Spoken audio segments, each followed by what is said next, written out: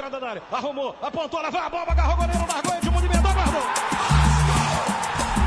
Vasco! É gol do Vasco! É gol do Vasco! É gol do Vasco!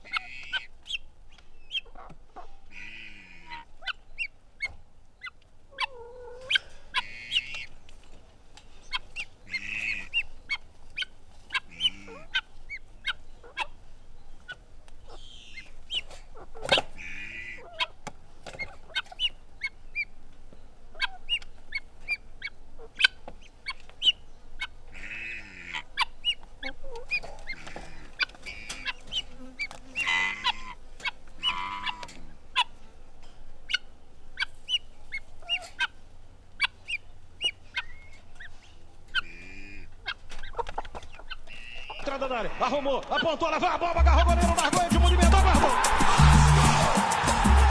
Vasco! É gol do Vasco!